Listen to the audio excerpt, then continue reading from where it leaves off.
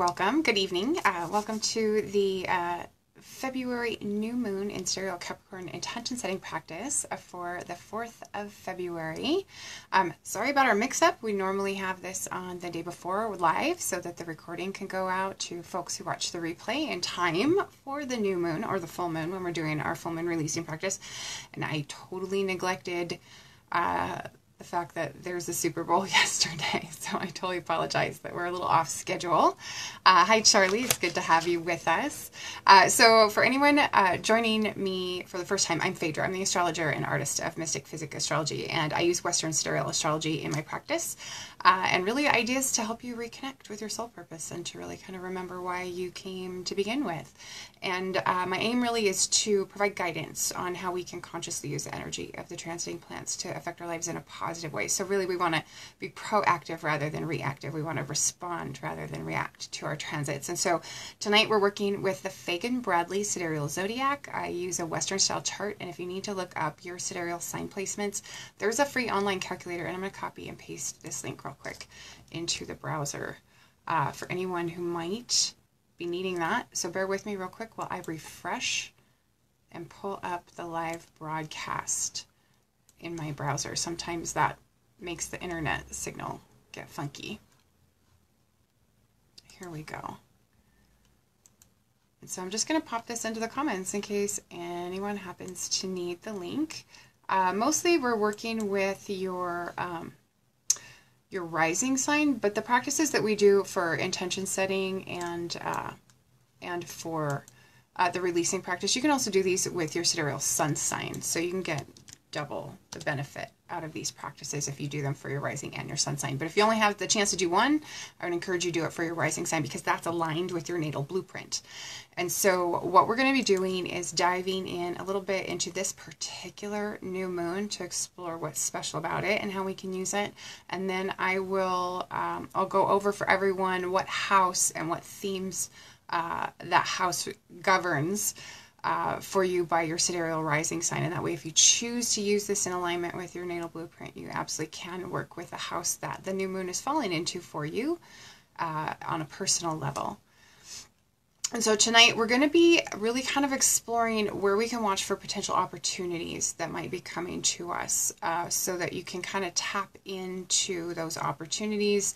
We're going to explore the Capricorn archetype so that you can identify where you want to focus your efforts in terms of driving your ambition forward so that you can manifest what it is that you really want. Okay, Capricorn is very much about ambition and kind of an entrepreneurial spirit. So this is really about doing what you're driven to do in a sense. Okay, with the new moon in Capricorn, this particular new moon, there's a potential for this new moon to be really influential because of Pluto's interaction with it. Okay. But there could also be a tendency towards workaholism, which can be a risk with Capricorn energy anyway. Not knowing when to step back and take time away and to step back from work and to do non-work related things, right? And so you want to make an effort to establish really clear boundaries between your work time and your downtime right now. And I would encourage you to find a way to cultivate a practice or a habit in terms of establishing those clear boundaries, whether that's setting, like if you work at home like I do, setting a timer for when you need to be done working at the end of the day so that you can step back and be with family, do home things, relax, and kind of decompress. Establish those clear boundaries and use this as an opportunity to turn that into a pattern that you can carry with you throughout the coming year. That's what I really strongly encourage everyone to do during this particular new moon. Okay? That influence can be long-lasting. Anything that Saturn touches can be quite long-lasting, as I'm sure some of us have learned quite personally. This is really kind of an astrologically busy week. We have some sign changes coming up in just a couple of days, so keep in mind that we do have Mars moving into Aries and Mercury into Aquarius just in a few days. You've got a few days left to kind of tap into Mars in Pisces and Mercury in Capricorn. Okay, so you can wrap those energies into your intention setting tonight if you choose, or you can wait to take your first step towards your new ambition until Mars has entered Aries and Mercury enters Aquarius, which is coming up on the 7th, if you want those energies to be kind of built in to whatever intention you're going to be acting on with this new moon. Okay, so you have a little bit of a choice in which way you take this energy, in a more restive Mars in Pisces direction, or in a more active and courageous and, dare I say, brave Mars in Aries direction. Okay, and then same with Mercury in Capricorn versus Mercury in Aquarius. Okay, so keep those things in mind. Let's start real quick with a kind of a brief run through of what house this is going to fall in for each of you by your sidereal rising sign and what the themes of those houses are. So grab your pen and paper if you need to take note. If you don't have this sort of thing memorized, this is just kind of a refresher for folks who need it. If you have Aries rising, this is going to be a 10th house new moon for you. So this is all about your career. It's all about your professional life, achievement and status and reputation, awards and recognition. If you tap into this in a very ambitious way and leverage that Martian drive, you could make just an incredibly influential accomplishment as a result of actions that you take with this new moon. If you have Taurus rising, we're talking about a 9th house new moon. So this is higher education, the expansive mind, experience that comes through things like long distance travel and engaging with other people from other cultures and other places. It also has to do with long distance communication. So things like publishing and broadcasting. Anything that gets a message out to a large audience or across a long distance. Also has to do with religion, philosophy, law, immigration, those sorts of things.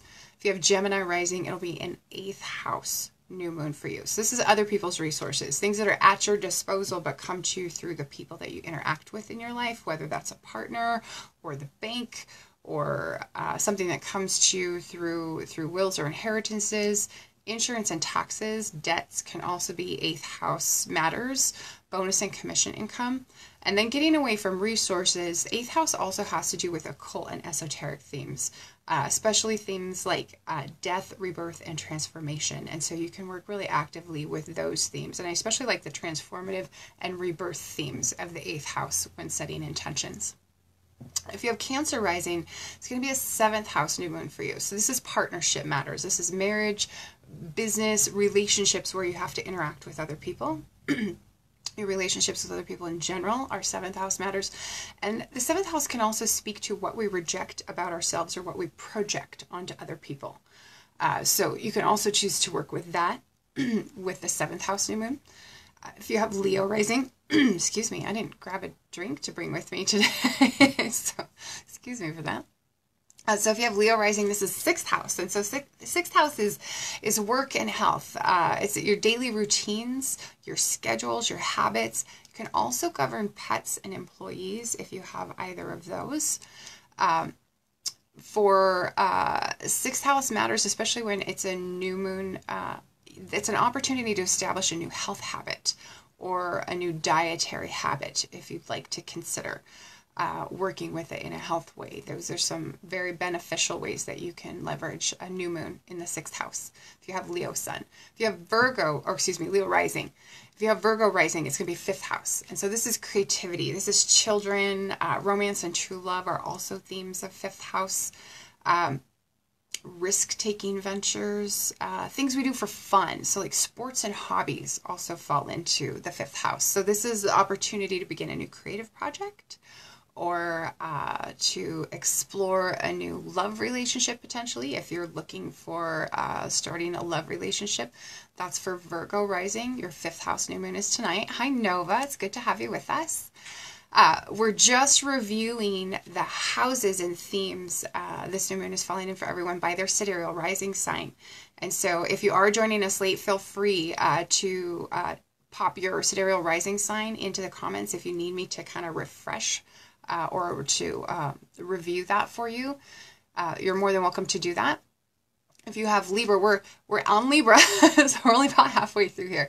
If you have Libra rising, it's a 4th house new moon. So this is home and family. This is real estate, later life. It can be your parents, one or both.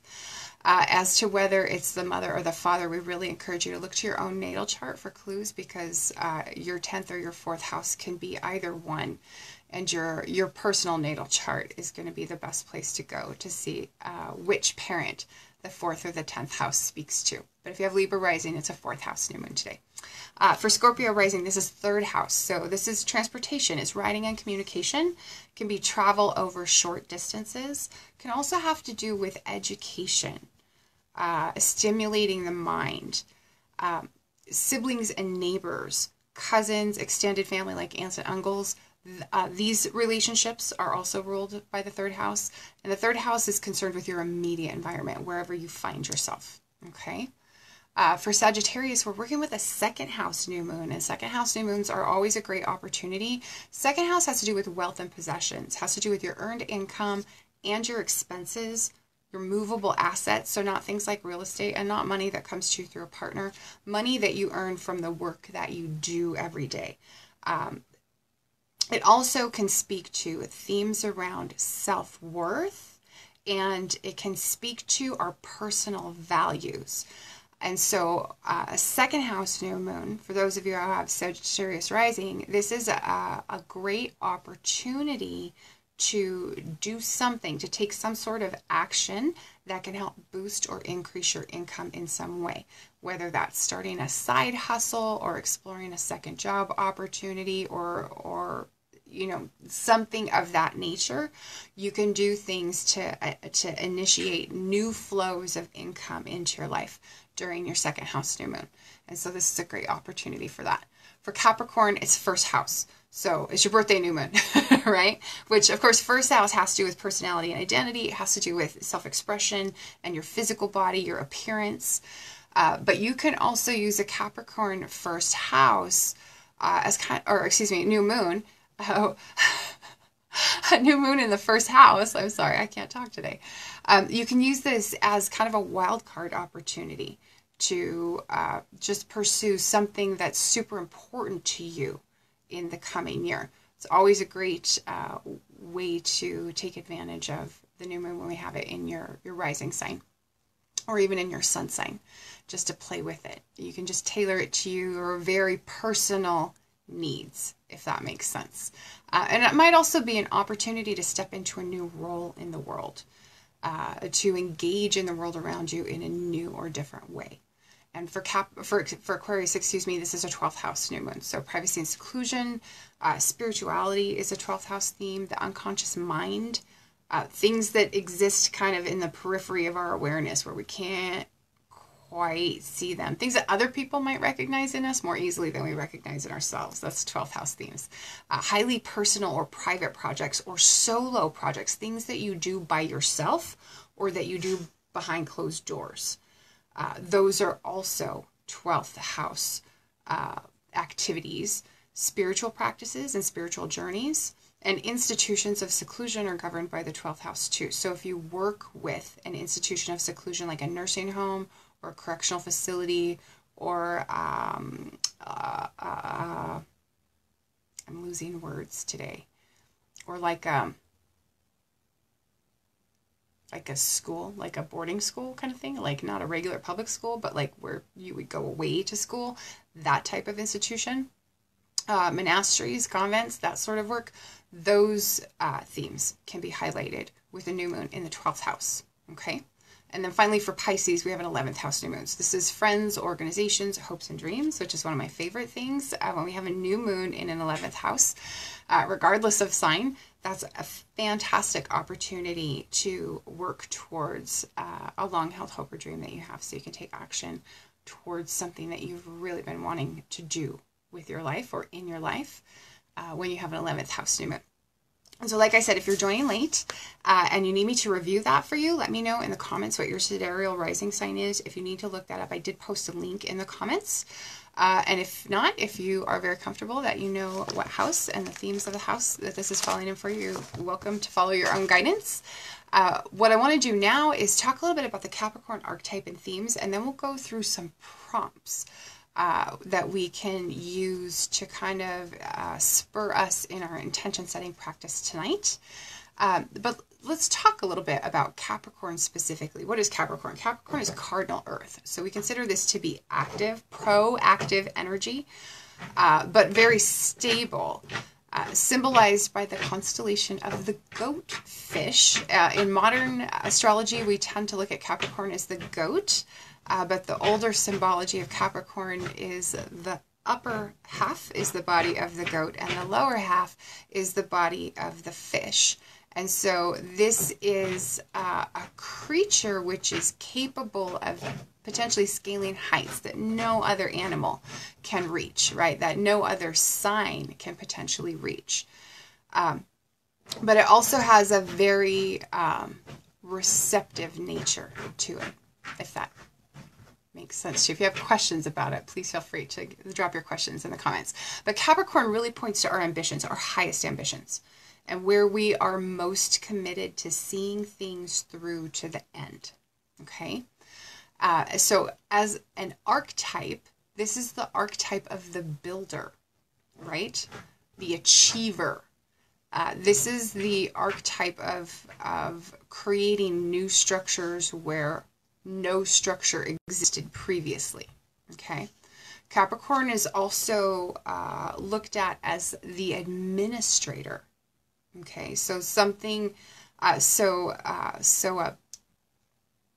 say a big picture view, not in the same way that we meant when we talked about Sagittarius in the big picture view, but it's a perspective that incorporates an understanding of how all the different moving parts are supposed to be working together to accomplish a goal, if that makes sense. That type of big picture view. It's the wisdom that comes with experience and which culminates in success and in recognition when it's embodied in a healthful way. Capricorn can also be the old soul or the mentor, right?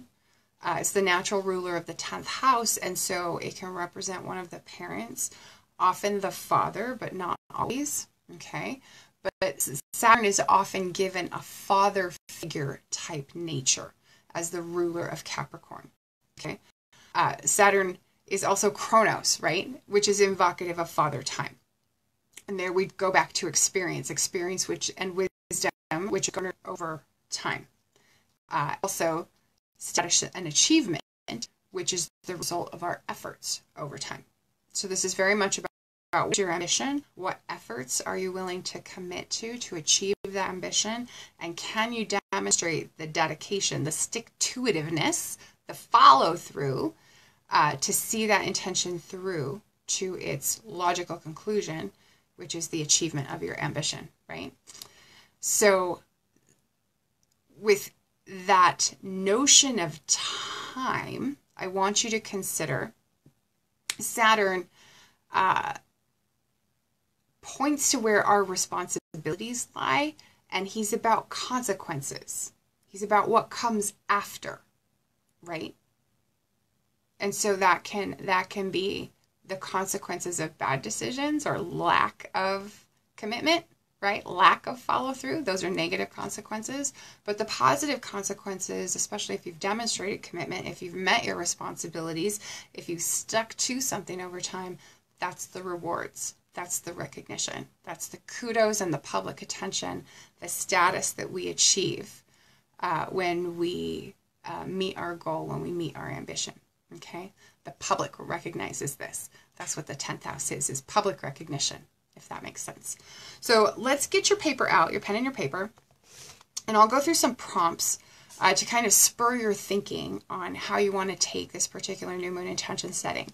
I want you to consider, what is your goal, especially if you're working with the area of life that Capricorn falls in your natal chart. What is your goal in that area of life? What is your ultimate ambition? And what do you want most to achieve? So spend a few minutes as you write out your intention setting, kind of articulating that. What is it you want most to achieve? What result are you wanting? I want you to think about your most desired outcome. Okay? The whole idea of setting intentions and taking the right steps at the right time toward those intentions is that so that we can work towards our desired outcome. And a lot of achieving that desired outcome is knowing what it looks like in advance. Okay, so I want you to picture, what is your most desired outcome for your highest ambition? Okay, what do you want to be known for? What do you want to be known for in that area of your life where you find Capricorn in your natal chart? What achievement do you want most to be recognized for? Okay, and then I also want you to consider, because Saturn, as Capricorn's ruler, can also indicate where we have a fear. Okay, I want you to consider what fear you need to overcome to achieve this ambition. What do you need to do to face that fear? And what would be the next step in facing it? And so I can kind of give you an example here that's fresh in my mind because I just got back not too long ago from the Kepler conference, which was right on the Atlantic coast in Cocoa Beach, Florida. And it was me returning to the Atlantic coast. I used to live in Norfolk, Virginia when I was a child, and had an incident when I was 3 where I nearly drowned in the Atlantic Ocean. I was swept out to sea, okay, by a wave, and then thankfully, you know, washed back up onto shore with the next wave. But what this triggered in me, and I kind of didn't really identify it until many years later in life, was it triggered in me a fear of being in deep water, of not being able to, you know, if I couldn't touch the ground and the, you know, the bottom of the water with my feet and still have my head above water and breathe, I would tend to panic. And so after many, many years, I finally connected the two, the fear with the experience, right? And with that, I was able to work with a friend of mine who was also, had spent time in his adolescence and young manhood, shall we say, as a swim coach. So together we kind of tag teamed on this fear issue, and he worked with me to develop skill at treading water.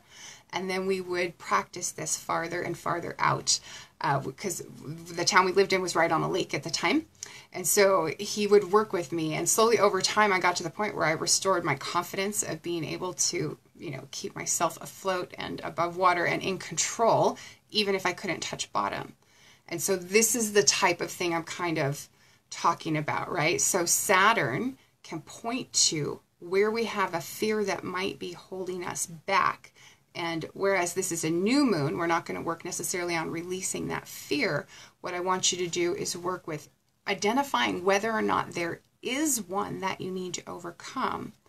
And if there is, what do you need to do to face that fear? What was the next step? So when I finally identified this fear and made the connection, I knew that the next step was really solidly learning how to properly tread water.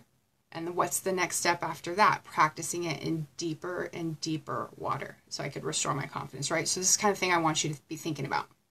And then finally, my last prompt is that, or it's not really a prompt, is that I want you to write a commitment-based affirmation around the goal that you're setting for yourself tonight. And it's okay you're joining us late, Jonna. I apologize. I don't believe I sent out a reminder email, and it's because of all this reshuffling. So what I'm going to do, Jonna, is I'm going to recap the prompts really quick. And if you want me to go over your particular rising sign and the themes of that house, just let me know. Just refresh my memory, please, to what your sidereal rising sign is in the comments, and I'll do that for you. But I'll also recap these prompts as well. So the prompts are, what is your goal? Especially if you're working with the house that Capricorn falls in your natal chart, what is your goal for that area of life? What is it you want most to achieve? I want you to kind of articulate that tonight. I want you to articulate what result you're wanting. Okay, what's your most desired outcome? Okay, I want you to articulate what it is you want to be known for. Okay.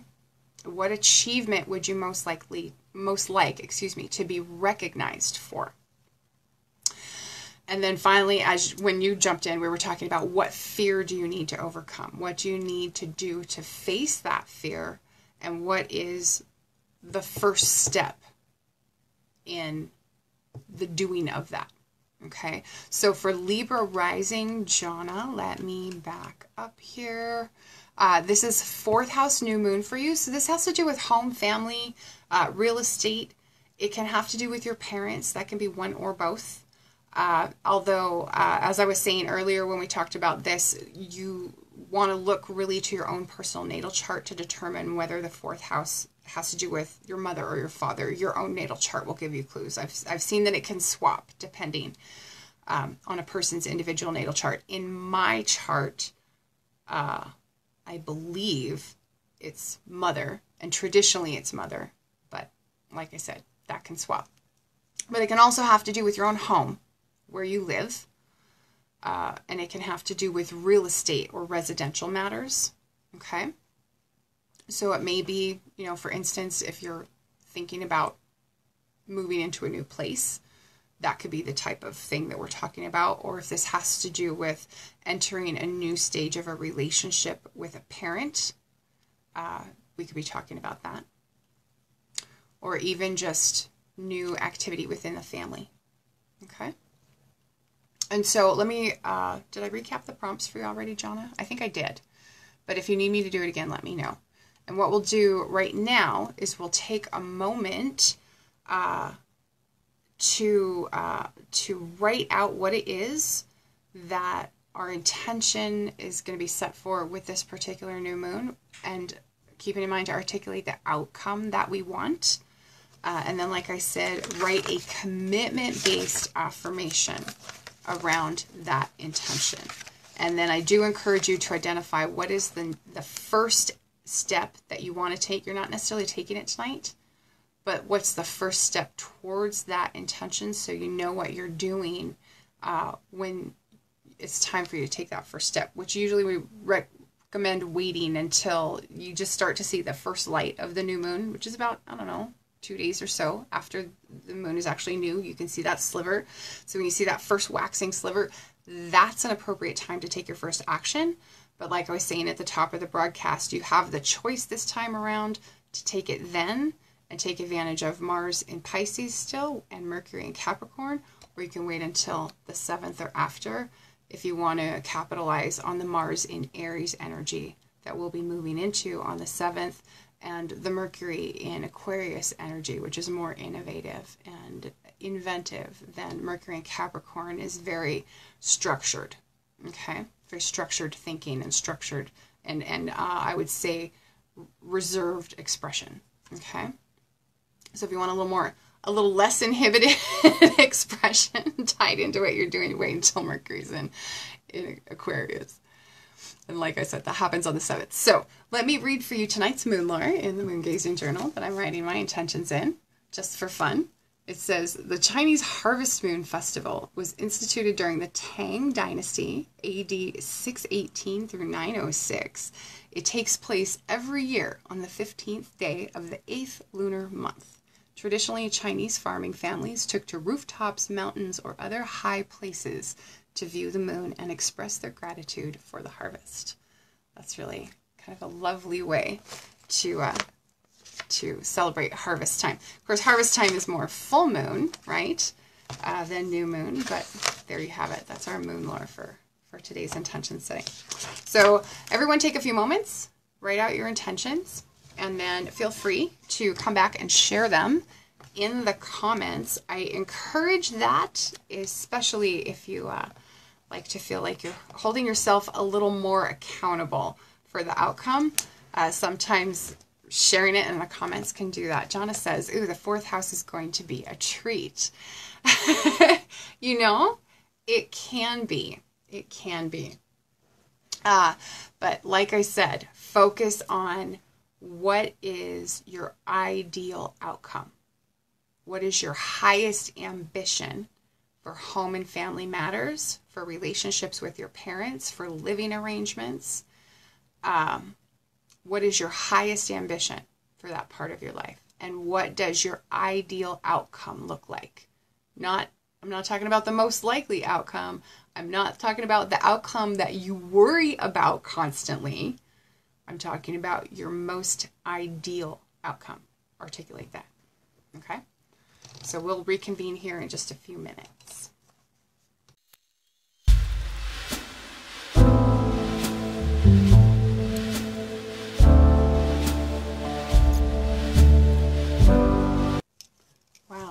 was not what I was expecting.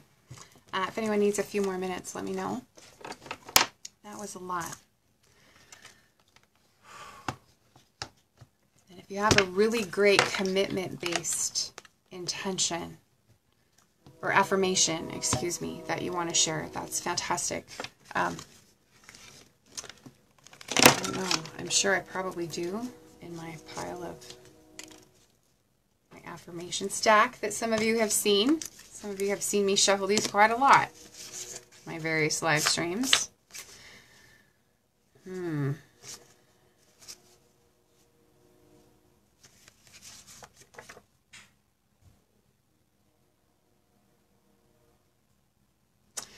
Okay, here we go. Jonna says, she's faster than me.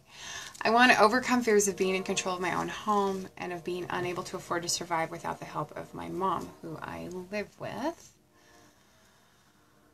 I will own my own power in all fourth house related things and no longer allow myself to be crushed under the weight of expectations of my household that are not in my best interest or even what I want. Absolutely, Jonna. This is about stepping into your own power. That can be a big one. A big one. That can be a really big one. And this, I think, has the potential for you, just knowing a little bit about your background and what you're going through and what you're working through right now. I think this has the opportunity to be a really powerful, transformational new moon for you in terms of long-term permanent change because of the Pluto interaction we have going on with this particular new moon. Pluto is highly transformative. Now, the thing to be aware of is that Pluto, in that transformation, can be highly destructive. Pluto has a tendency to burn away things that we do not need, that are holding us back, and that is not always comfortable. It's often unpleasant, or at least a little, sometimes there's a little bit of pain that comes along with the kind of change that Pluto tends to bring. And that doesn't sound very reassuring. I would have to say that the most reassurance that I can give you, having been through some Pluto trigger transformations myself, is that what comes out on the other end is quite often more beautiful than you could possibly imagine. When that rebirth happens, I'm getting goosebumps just talking about this. When that rebirth happens, what you experience is beyond what you can conceive. So even though Pluto runs you through the ringer, there's something for you on the other side. So when you're going through the dark, dark stuff, hold that thought in your heart as your touchstone if you need it. Okay? Yes. You've tangoed with Pluto before, I'm sure. Haven't we all? So here's what I wrote. This was weird to see where this went for me. Being, of course, Sun in Capricorn. And so for me, the new moon in Capricorn here, I worked with it with my sun sign, which normally I work with my rising sign when I do this. And I may go back and redo this with my rising sign. Let's see. What would it be? 8th house. Yeah, I probably need to do an 8th house new moon intention setting too. But here's what I wrote with the Capricorn new moon. My highest personal ambition is to show others who are also on an inner spiritual journey to unknown or unfamiliar destinations that they are not alone on their journey. My intention is to serve as friend and companion to those wanderers in a way that serves their highest good and shines a light for those who are looking. And it is my intention to always remain open to divine guidance. I have to turn the page because it ran over in this journey, and to maintain my own inner integrity along the way. It's kind of a big one, and not what I was expecting to do. Yeah. And I have to say that's probably the biggest commitment-based affirmation I could write for this new moon intention setting, is that it is my intention to always remain open to divine guidance in this journey and to maintain my own inner integrity along the way. That was big. Wow. I know. I like your little emoji there, Shauna. I keep thinking of the Churchill quote, if you're going through hell, keep going. Yes. What kept me going was the that refrain, the only way out is through, right? When you're dealing with Pluto experiences, especially those deeply transformational experiences, the only way out is through. Take one, keep taking, put one foot in front of the other, and eventually you will reach that light at the end of the tunnel, and it is blinding. It is blinding when you get there. If anyone else wants to share, or even those of you who might be catching the replay, feel free to share in the comments. Let me see. I'm going to scroll to the end, back to the end of my notes, and have a look at if I had any announcements. I did want to let you know I'm still working on the full horoscopes by sign for February, so stay tuned. Keep checking back on the website. I will post in the group and on the Mystick Physick Facebook page. I will post when they're up, but they're running a little bit late. I'm still trying to rein myself in after coming back from the Kepler conference, which was an incredibly exciting and inspiring experience, but I have felt a little bit scattered since I came back, probably because that part of the country falls on my Jupiter line. And so I've got to rein all my bits back in. It's taking a little bit longer than I expected, but even though the full horoscopes by sign are not yet up, the February overview and short reports are, and I was a little bit late publishing that for the general public. So if you are not on the paid subscription, if you're just getting the free horoscopes, that's up and available. I encourage you to go read the February overview and the short reports. You can read your short report for your rising sign and your sun sign.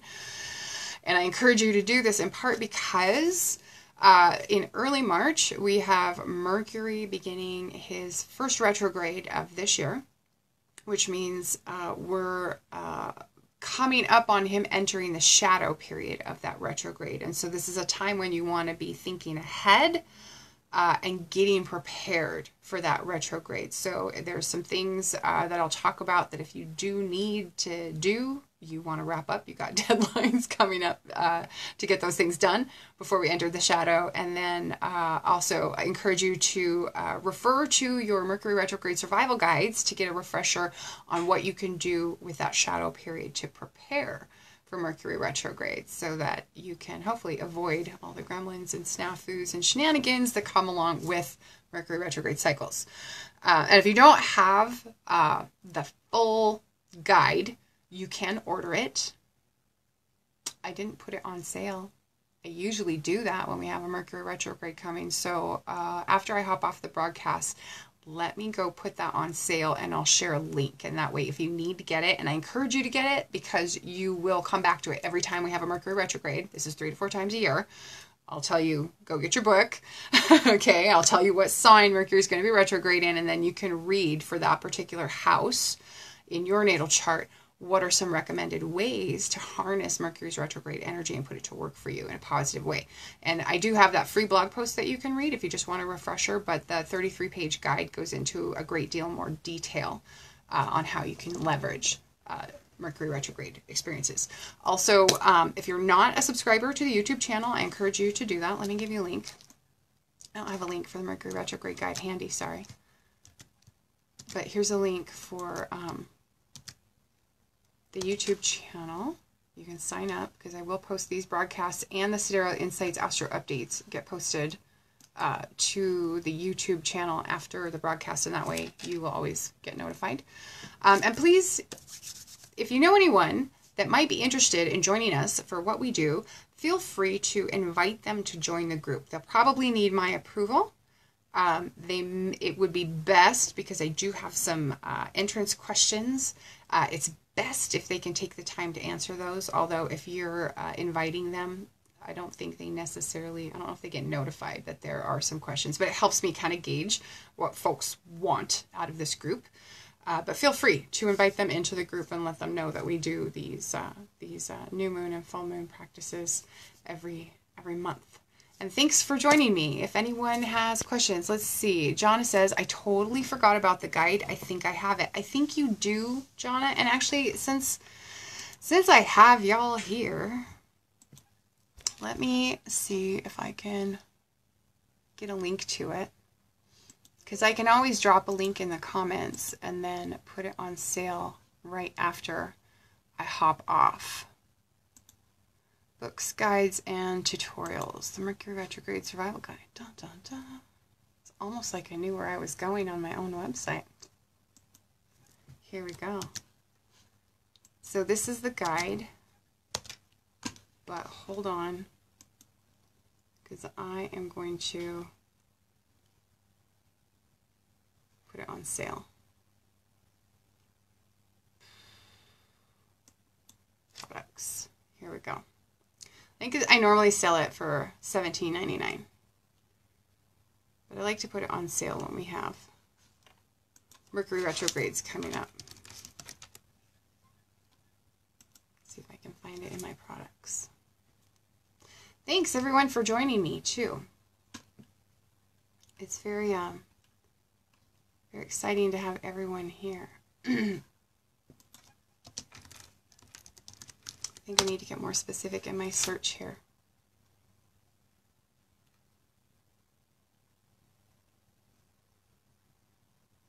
There it is. Alrighty. I'm going to edit this. I'm going to put it on sale. Let's see. What does $12.99 sound like? That's like $5 off. I think it's not quite a 25% off sale. Let's go with $12.99. Does that sound good? So this is going to be on sale for $12.99, and let's see how long we put it on sale for. Sale price, $12.99. And let's schedule this. So let's look at the calendar, see how long we'll make it available. Does that sound good? I think that sounds good, Jonna. How long do you think? So I'm going to put this on sale for $12.99 through, let's say, February 11th. And that will give everyone about a week. Does that sound good? To grab a copy? And I would encourage you to do that, just because once you do get your copy, it'll give you kind of a general overview of what Mercury retrograde actually is, how it affects us, things to consider while you're making your plans. And then this Mercury retrograde is going to be in, where's my planner? Like I said, I'm really scattered since I came back. Really scattered. Note to self, plan for that before you travel somewhere that's going to be on your Jupiter astrolocality line, okay? Just warning you, things may happen that you aren't prepared for. So he's going to retrograde, and I know I looked this up and I don't even remember, in Pisces. At least partially. He may backtrack into Capricorn during the full retrograde. I'll have to double check and see where he is when he stations direct again. Yeah. Oh no, backtrack. No, it's going to be into Aquarius. It's going to backtrack into Aquarius. Sorry. I don't know what I was thinking. So he'll be retrograde in Pisces and retrograde in Aquarius. And so that will flavor in two very different ways once he moves into the next sign. So Mercury in Pisces, especially retrograde, I would be watchful of. Mercury is in fall in Pisces. So this is a time when secrets can come out. Maybe that you don't want to come out. So I would be careful of that. Mercury in Pisces, Mercury in Aquarius, I would say, is more like things that could go radically wrong with technology or electronic equipment or internet and your ability to communicate. So be careful there. Like if you need to back up conversations that you have had, I would definitely take the time to do that backup data that you need to preserve in case something happens. I would definitely encourage that, where Mercury will be retrograde for part of the time in Aquarius. Okay. Anything else? Astrocartography fascinates me too, Jonna. I've always enjoyed exploring astrocartography. And here's an interesting thing. You know what I really should be putting on sale during Mercury retrograde? My relocation reports that I offer. I have noticed a tendency when Mercury is retrograde for folks to come to me for help with relocations and travel. So that's just kind of an interesting thing to like toss out there for consideration, but you kind of notice these patterns when you work with astrology long enough. Thanks everyone for joining me. We will see you again. When is our next chat? So our full moon, of course, is going to be in 2 weeks, but we're going to have a Sidereal Insights Astro update in 1 week on Monday the 11th. Okay, so we'll have our next Astro update a week from today on Monday the 11th, and we'll see you then. And if you need anything before then, feel free to tag me in the group or shoot me an email, whichever you prefer. I will be available to answer your questions. Thanks so much, and we'll talk to you again next time.